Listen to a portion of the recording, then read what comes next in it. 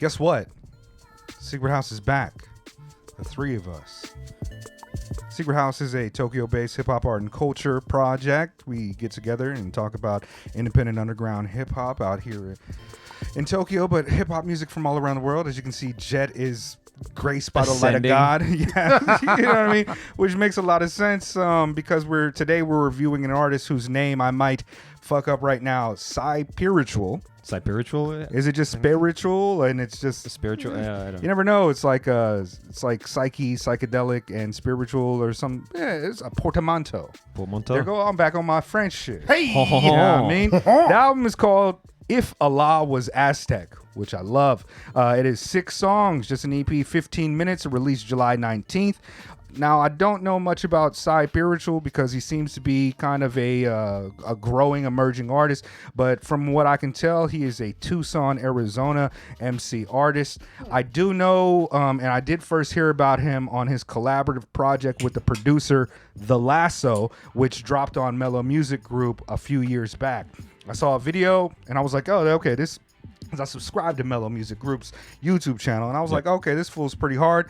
I listened to the album, but to be honest with you, I must not have paid that much attention to it because I never went back to it, and I couldn't tell you anything about it. How do y'all know Psypiritual? I don't. Likewise.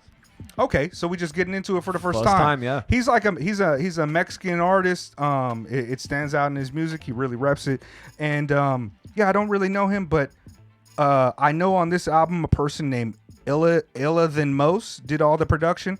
It's hard to say if that's the actual name because you know it's hip hop if they spell it wrong and they remove or add vowels and stuff. But what does that look like? Illa Than Most. My name is Spain. Looks like Illa Than Most, yeah. Illa Than Most. Illa Than Must. Yeah. So it's a collaborative project from them, man, and I kind of love the variety. Can we get right into the? Yeah, let's get into it. I kind of love the variety of beats and flows on this. I like he's repping my Mexican brethren, sistren, they, them. Yeah, he's just putting it down. I fucking really enjoy this album, actually. Nice short listen. Yeah, it's about 15 minutes long, right? It's very, very short, digestible listen. And I would say I might even say I loved about 10 minutes of it. What about you, Elspade? Let me get my words right. All right. Diplomatic Spade, here we go. New leaf. Nothing is remarkable about this album to me. Nothing stood out. Whereas I can't say anything good, I also can't say anything bad. This was just a run-of-the-mill ass album to me. I don't feel like it was a waste of time listening to this, but I don't feel like I got anything out of it too. I felt the production was just, dare I say it, lackadaisical. Oh, it's back. I felt like the drums were super weak, subdued. The mixing on this was kind of DIY. I didn't like it. Your vocals didn't sit on top of the beats. I was struggling to hear a lot of the lyrics at times. I also feel like this genre of music has gotten to the point where people fall into a certain archetype and they do the same thing. Like, hey, let me put some talking in the beginning of this. This is going to make it sound really... Not saying this is your intention, but this is how I got what I got from it. I'm going to put some talking on top of this, and it's going to be real intelligent and blah, blah. It's so innovative. It's getting to the point now that it's not innovative because everybody's doing it, and it kind of annoyed me. I'm just like, dude, I don't want to hear talking. You weren't feeling that Terrence Howard real wave conjugation shit? So I was actually going to say, like, I mean, hard disagree. This album's a kind of highs and lows thing for me. For a start, I enjoy the sequencing of this record. I enjoy how it's put together. The first track, you got the Pro Club era, where he's kind of just rapping. It's a bit more conventional. There's a lot of, rapping. Beat is a little strange, groovy. It's got a groovy thing going on. And then, you go into Stick in the Flame 03 audio track, Hit Raw, and he becomes increasingly deranged as it's going on. Yeah. On Hit Raw, he's like all over the place lyrically. Like his cadences, his flows, he's like, he's almost yelling into the mic. It's on some like Death Bomb archetype shit. At the end, he's like really kind of like lost in the drunk, haze, like drunk, still polo dripping. My compadres, but my issues with this album are the fact that because there's a lot of these like sort of interlude and spoken passages and like stuff he's spitting about as well, like stuff I agree with. The relationship to like mass incarceration and hip hop culture and stuff. I think those are interesting things, and I'm glad that it's being explored on a record. But I rather would have heard it in bars than just like, all right, here's an interview, sit down and listen to this for 2 minutes. Sure. For such a short record. Yeah. I wish more of those 15 minutes were just dedicated to the styles and the rapping and delivering the message sonically. Word. Well, just to comment on the multitude of different like audio media samples and shit, like some of them I quite enjoy, and they kind of like be like, word, like I like the Terrence Howard shit. I've always thought that was fucking hilarious of him. The sacred geometry shit coming from like a prominent figure in the black community and art community, you know what I mean, like actor community. But also you get like the Mike Tyson shit at the end, where Mike is just like the most like stoner, wild pothead philosophical take, which I just think, like, if you really think about it for a couple minutes, I'm like, bruh, he's not your fucking master because you decided to cut ties with that.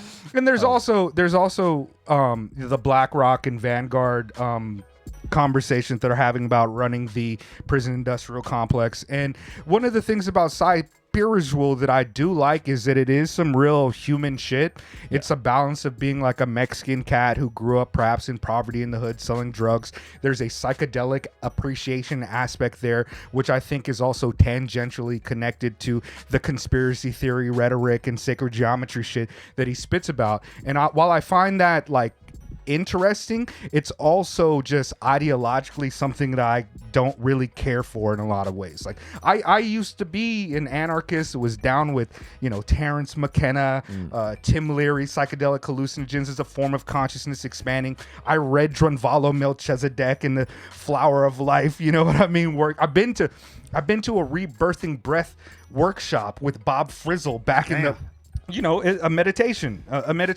sacred geometry.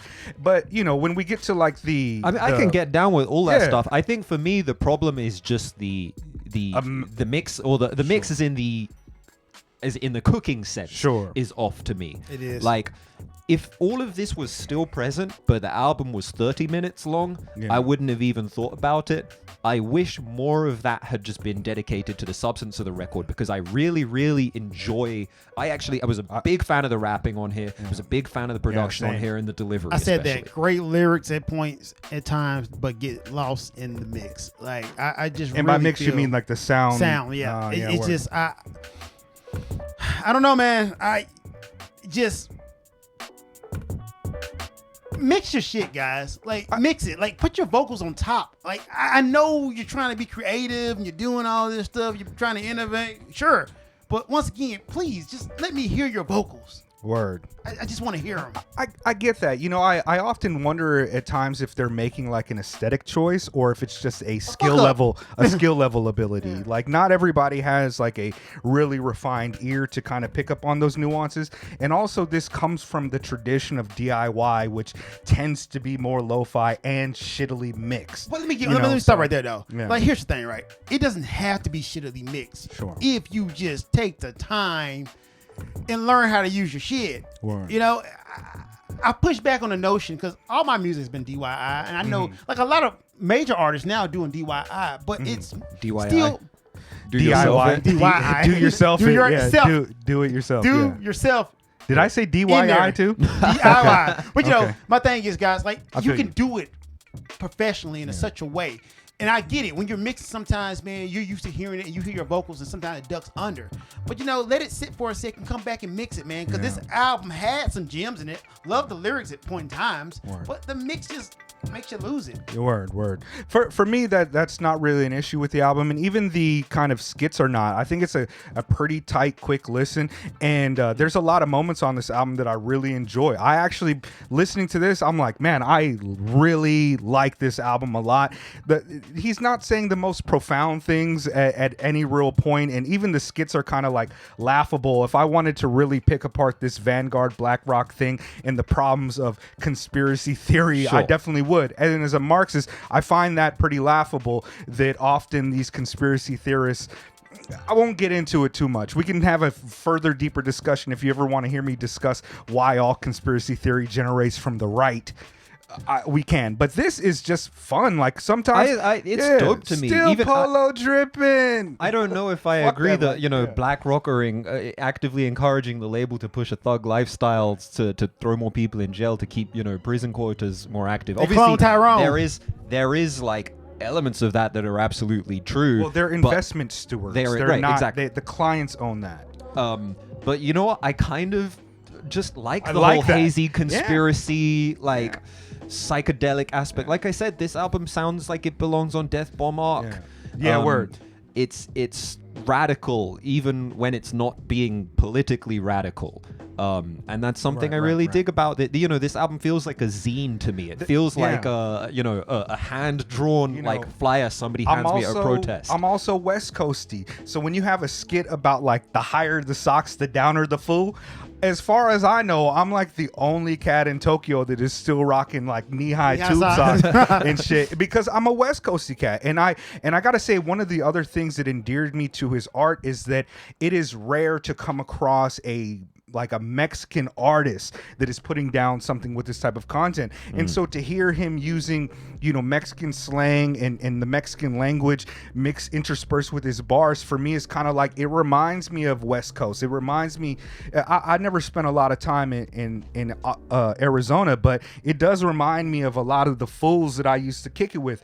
And man, like the hit raw, right? The fourth track. There's like there's like 3 beats on it, right? And he gets increasingly deranged, and I just find it like it starts hard, but I get what you're saying, because that, like, if you were to play that, if you were to see that perform live, it might hit well. But if you were to play that on a system as a DJ, it's probably going to sound a bit muddy. Yeah. But I still like that, I'm on a dolo mission. I'm fucking, and then he's like, your hoe gonna miss when he hit and it's like a stream of trickling water that comes in. Like there's a lot of really little creative things that I appreciate with his flow, his approach, and the content that just really endeared me to this music. I think, what was the first thing you said? That it's kind of just good. Yeah, it's good. It's not bad, but it's not remarkable either. Yeah, nothing remarkable about this album. Even in that sense, I walked away like, am I tripping? No, or do I like this album a lot? I would be disappointed to learn that this album was not made at 5 a.m, hunched over an SP404 while like his eyes were glowing white. Like, that would be disappointing to me. Word. Yeah, that Tyson quote is fucking wild. Yo, Mike, I love Mike, but I mean, you're his slave. He's your master. Yeah, you know what I mean? Yeah, he's got some really dope bars too. In my days of solitude, I never been more solid, true. As it's all falling through, learning how to follow through. Creation right in front of me, the hatred don't trouble me. Hands falling under, the smiles in the world open suddenly. He's cool. I like it. My favorite tracks, I like all of them. The only one that I don't really rock with is the Mela Marinata one. Likewise, yep. Yeah, that's the only one that I don't rock with, and it's just because something about it didn't stick. I do like to talk about the prison industrial complex, but I did make some notes about my problems with these conspiracy theories. Right. You should read it. Just go for it, because I don't really have any favorite songs on this, or songs I don't like. Like, see, I'm just like, eh. Yeah, just don't hit for you. Yeah. I'm so happy Spade is back, just to have that kind of perspective. It's true. Like I said, I'm on complete opposite end of that. Like, Hit Raw is probably one of my favorite tracks of the year already. My compadre. It's like 3 tracks. It's fucking weird, and it's fucking dope. Like, I was really into it, man. I'll be paying more attention to our guy. I hope we pronounce his name. Okay. Shit. Well, yeah. If aliens come and get me, is that Drake? Is that Drake in the beginning of that? If aliens come and get me, like, I'm gonna be like, yo, let's build. Let's build. That's really fucking funny.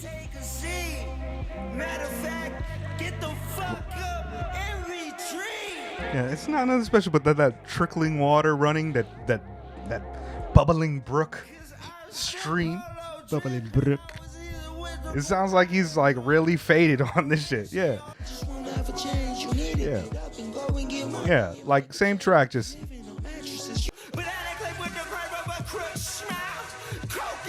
I know what you mean though. If this Yeah. had been mixed to like bang harder, Yeah. like I'd be like, The drums right too, now, man. yeah. Like y'all really could have brought them out a little forward. I know it's probably intentional, but look, them drums could have hit a little bit harder. I wonder, you know, like I was saying, I wonder if it's a skill ability or if it's just like I think it's more of a skill that is lacking in production than it is like an aesthetic choice. So here's the most thing, of the right? time. I feel like people are leaning on this genre of music not to mix at times, and just being like, "Whoa, it's artsy, it's noisy. Yeah. There's an hey, aesthetic trope of right. like that's carried on since the days of Dillo. Everybody's like, let's throw some tape hiss on it, let's lo-fi it up, and it is kind of one of those remnants of just. It's a crutch for those who don't have the refined ear. Right. Yeah, I would say, but yeah. But I'm still polo dripping. Polo Can't dripping. argue with the polo dripping. Padres. Yeah, fucking.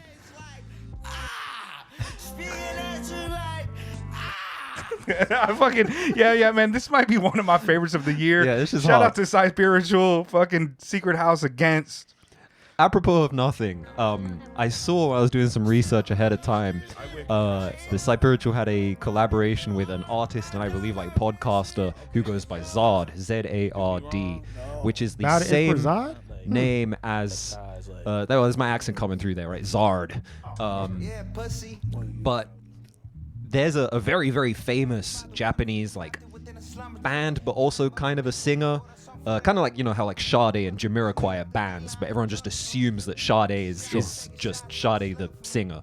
And Zod was a Japanese group, I believe, from the 90s, fronted by a woman named Izumi Sakai, who passed away very tragically at a young age. Like, she got cancer, she was very ill, and then she was like on the road to recovery, and then she like fell down the stairs at her hospital or something crazy like that.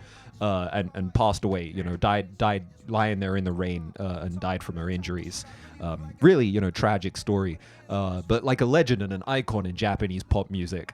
And I don't know, when I saw that like Psypiritual and Zod collaboration, I was like, shouts out to Izumi This Sakai. fool knows so much about Man, Japanese music, bro. yeah, you took me down to a dark place, man. I Didn't don't really bring me back up. I either. just, you know, no, She fell Yeah, down I'm and died Bro, in it's the a rain. and tragedy. that reminded me of this trap. I'm like, damn, dog. Shouts out to Zod. You know, she's one of those people that is still celebrated to this day, and I appreciate that. Now I feel bad for not knowing her. Damn. You see her around, like they still do like big tribute shows to her. You see the posters for her outside of conbinis and stuff sometimes. Like she was a big star. Like, Can you better than this, me, Jet? I get it. Gosh. I am better than you guys. House. Secret House, Secret Jet, House. the best guy. Polo dripping. Yeah. My compadres. Ah. Still polo dripping. I either with my compadres or I'm on a dolo mission. Your hoe gon' miss him when he hit. Yeah, you love that. You love you love that. You love that. You love that. Patreon. Shouts out to our patrons. Like, comment, subscribe, all that good shit. You know. Caltrops Press. Caltrops Press. Forever.